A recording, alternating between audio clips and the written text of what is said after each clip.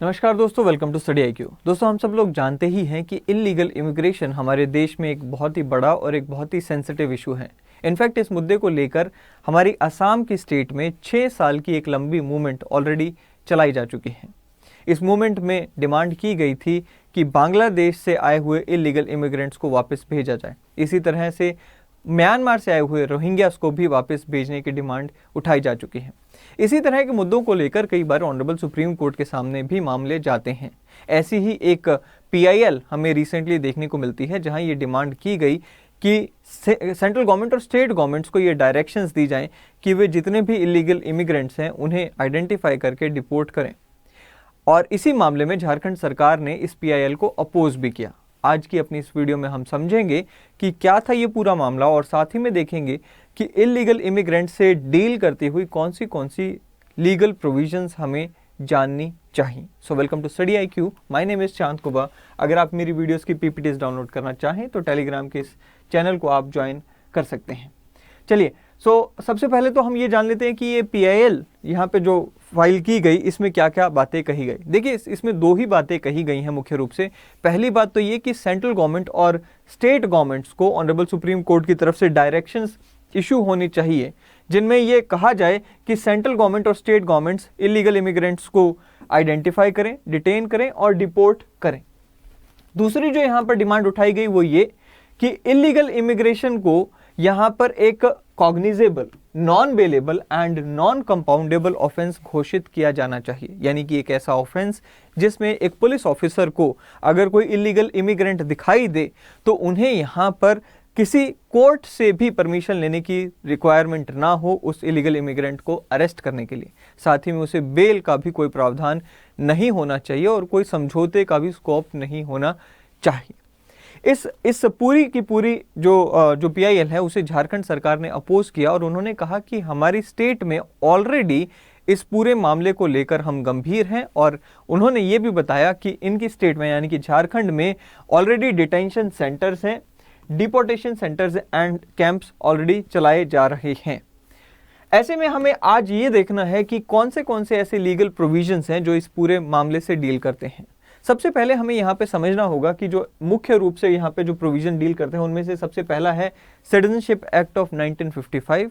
दूसरा, उसी के तहत हमें NRC की एक्सरसाइज देखने को मिलती है, यानी कि नेशनल रजिस्टर फॉर सिटीजनशिप। तीसरा है foreigners act 1946 and the last one is passport act of 1920। थोड़ा इनके बारे में आज अपनी इस वीडियो में हम जानेंगे।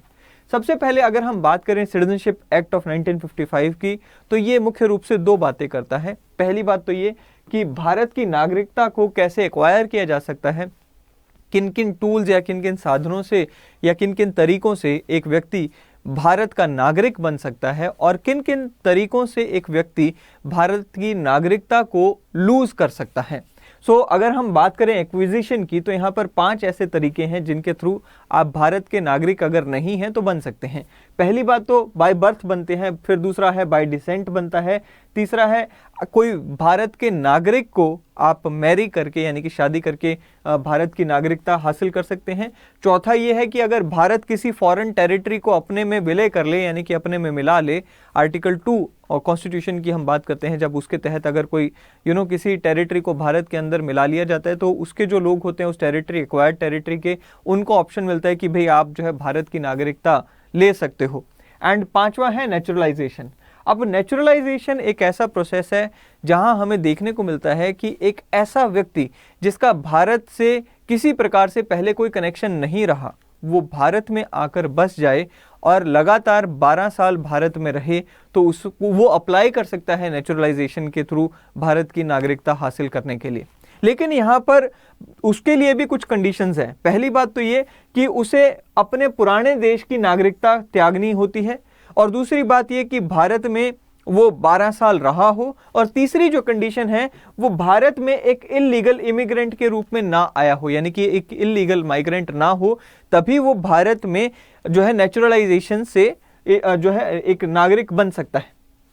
अब इलीगल इमिग्रेंट कौन होता है, ये हमें देखने के लिए देखना पड़ेगा हमारी इस डेफिनेशन को।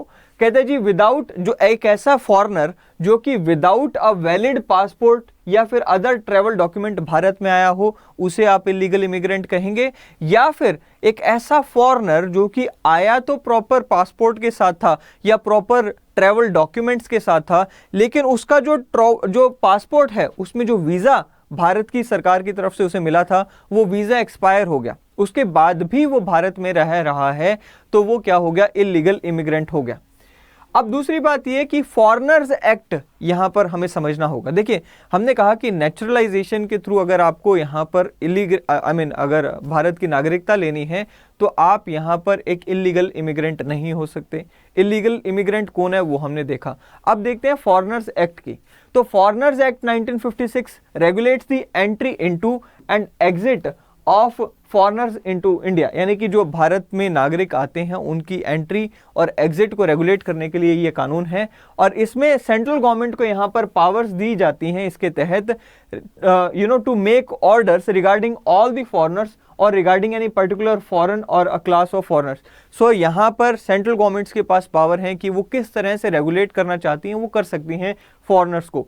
इसमें सेक्शन 14 जो है वो हमारे लिए इंपॉर्टेंट है। क्या कहता है, कहता है जी any national who remains in any area in India for a period exceeding the period of which for which the visa was issued to him, उसके खिलाफ कार्रवाई की जा सकती है अंडर सेक्शन 14। देखिए अभी हमने बात की इलीगल इमिग्रेंट्स की। कौन होते हैं इलीगल इमिग्रेंट्स, तो हमने कहा जी उसमें से एक कैटेगरी वो है जो कि प्रॉपर वीजा लेके भारत में आए थे, लेकिन वीजा मिलने के जो वीजा का अवधि थी जो एक्सपायर हो गई, उसके बाद भी वो भारत में टिके रहे, गए नहीं वापस, उनको हमने इलीगल इमिग्रेंट्स कहा। ऐसे इलीगल इमिग्रेंट्स जिनकी वीजा की जो टाइम पीरियड थी या जो अवधि थी वो एक्सपायर हो गई है, उनको आप सेक्शन 14 ऑफ फॉरेनर्स एक्ट के तहत यहाँ पे प्रोसिक्यूट कर सकते हो, उनके खिलाफ यहाँ पर एक केस फाइल किया जा सकता है, उनको यहाँ पे प्रोसिक्यूट किया जा सकता है। कहता है जी फॉरेनर्स हु एंटर इनटू और स्टे इन इंडिया और any area in India without a valid document. So दोनों तरह के जो इलीगल इमिग्रेंट्स हैं यहाँ पर, एक तो जिनका वीजा एक्सपायर हो गया उसको आपने सेक्शन 14 के तहत यहाँ पर उसके खिलाफ केस किया, और एक ऐसा व्यक्ति जो कि बिना वैलिड डॉक्यूमेंट के ही भारत में आया था उसके खिलाफ भी सेक्शन 14A(b) में यहाँ पर जो है आप यहाँ पर केस फाइल कर सकते हो। फिर आता है जी एनआरसी। अब एनआरसी क्या है, नेशनल रजिस्टर ऑफ सिटीजनशिप या नेशनल रजिस्टर ऑफ सिटीजन्स है क्या। देखिए एक एक्सरसाइज कंडक्ट की गई थी 1951 में, जहां पर ये देखने की कोशिश की गई थी, ये आइडेंटिफाई करने की कोशिश की गई थी कि भाई हर गांव में, हर एरिया में कौन कौन व्यक्ति रहता है, उसका घर का नंबर आइडेंटिफाई करके उसके घर को मार्क करने की कोशिश की गई थी, ताकि सरकार एक रिकॉर्ड मेंटेन कर सके कि भारत में कुल कितने लोग हैं, कौन कहाँ कहाँ रहता है, और अगर कोई भारत में इधर से उधर माइग्रेट करता है तो उसकी भी रिकॉर्ड रह सके, उसको भी पहचान किया जा सके, और कोई व्यक्ति भारत में बाहर से आकर रहना चाहे उसका भी एक यहाँ पर डिटेक्ट उस व्यक्ति को किया जा सके। इसलिए ये एनआरसी लाया गया था 1951 में। बट ये 1951 में ही इसे कंडक्ट किया गया था, उसके बाद हमें देखने को मिलता है कि ये एनआरसी की एक्सरसाइज जो है कंडक्ट की ही नहीं गई। फिर उसके बाद क्या हुआ, कहता है जी its purpose is to document all the legal citizens of India so that the illegal immigrants, तो जैसे कि हमने बात की। अब 2003 में एक सिटीजनशिप एक्ट में एक अमेंडमेंट लाई गई थी, बहुत ही फेमस अमेंडमेंट है। खैर उस अमेंडमेंट को तो किसी दिन बाद में पढ़ेंगे, लेकिन उसकी एक मुख्य बात जो थी वो ये थी कि भारत सरकार के लिए ये मैंडेटरी किया गया था कि जो एनआरसी की एक्सरसाइज है उसे दोबारा कंडक्ट कराया जाए। यही नहीं, हमें यह भी देखने को मिलता है कि जैसे हमने कहा कि असम अकॉर्ड हुई थी, अब 1980s में असम अकॉर्ड हुई थी, उस समय भी ये असम में कहा गया था कि एक असम अकॉर्ड के तहत एनआरसी की एक्सरसाइज कराई जाएगी, जिसमें ये आइडेंटिफाई किया जाएगा कि बांग्लादेश से कितने लोग असम में आकर बसे और उन्हें वहां पर आइडेंटिफाई करके डिपोर्ट किया जाएगा। खैर वो असम का जो एनआरसी होना था उसे ऑनरेबल सुप्रीम कोर्ट की डायरेक्शंस के बाद 2014 में कंडक्ट करने के लिए कहा गया, और उसमें हमें देखने को मिलता है कि वो असम की जो एनआरसी हो रही है वो अभी भी एक ऐसा ऑनगोइंग प्रोसेस है जो अभी कंप्लीट नहीं हुआ है। उसमें फर्स्ट टाइम एनआरसी हुआ, यानी कि फर्स्ट टाइम आइडेंटिफिकेशन हुआ, जो बाहर से आए हैं उसमें कई सारे ऑब्जेक्शंस उठे, फिर सेकंड टाइम हुआ. So like this is ongoing process, but again this is not an easy process. फिर फिर भारत सरकार ने कहा कि 2021 में हम पूरे देश में एनआरसी करवाएंगे, बट अगेन अभी तक एनआरसी को इम्प्लीमेंट पूरे देश में नहीं किया गया है, बिकॉज ये एक इजी प्रोसेस नहीं है. यहाँ पर आप केवल ये नहीं आइडेंटिफाई कर रहे कि कौन कौन इलीगल इमिग्रेंट्स हैं, उनको आइडेंटिफाई करके आगे उन्हें मैनेज करना अपने आप में एक बहुत ही बड़ा टास्क है. और इसमें आप जानते ही हैं कि दो चीज़ों की सबसे बड़ी रिक्वायरमेंट है, एक तो पॉलिटिकल विल, बट उससे भी ज़्यादा यहाँ पर बड़ी जो रिक्वायरमेंट आ जाती है वो है दूसरे जो देश हैं उनके साथ हमारे आपसी अंडरस्टैंडिंग होना. रीज़न बीइंग कि आप किसी इलीगल इमिग्रेंट को यहाँ पर आइडेंटिफाई तो कर लोगे, लेकिन सामने जिस देश से आप कह रहे हो कि ये सामने किसी देश से भारत में आया है, वहाँ वाला देश अगर उन्हें एक्सेप्ट करने के लिए तैयार नहीं तो क्या वहाँ पर किया जाएगा. ये अपने आप में एक बहुत बड़ी समस्या है. ऐसे में असम की जो सरकार है वो भी कहती रही है कि हमने यहाँ पर 30,000 इलीगल इमिग्रेंट्स को डिपोर्ट कर दिया है, and but still again it is a very large exercise और इसको अभी पूरा किया जाना बाकी है. फिर आखिरी में हमें देखने को मिलता है passport entry into India act 1920, which put forth that no foreigner can enter into India without a passport.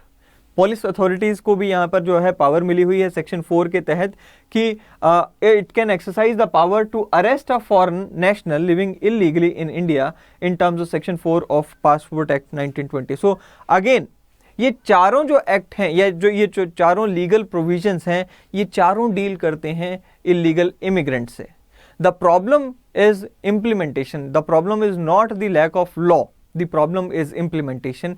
And उसी के कारण ये जो PIL ऑनरेबल सुप्रीम कोर्ट के सामने भी गई, वो भी इसीलिए गई थी कि भाई सरकारें कानून होने के बावजूद भी उसे इम्प्लीमेंट नहीं कर रही हैं. देखना ये यहाँ पर इंटरेस्टिंग होगा कि कब इन कानूनों को इम्प्लीमेंट करके धरातल पर इस पूरी एक्सरसाइज को कंप्लीट किया जाता है, एनआरसी की एक्सरसाइज को कंप्लीट किया जाता है. और ये भी काफ़ी इंटरेस्टिंग रहेगा कि किस तरह से ये जो इलीगल इमिग्रेंट्स हैं इन्हें उनके देशों में वापस भेजा जाएगा. सो आई होप कि आपको ये वीडियो समझ आएगा, पसंद आएगा. अगली वीडियो में फिर एक बार मिलेंगे. Till then thank you and have a great day ahead.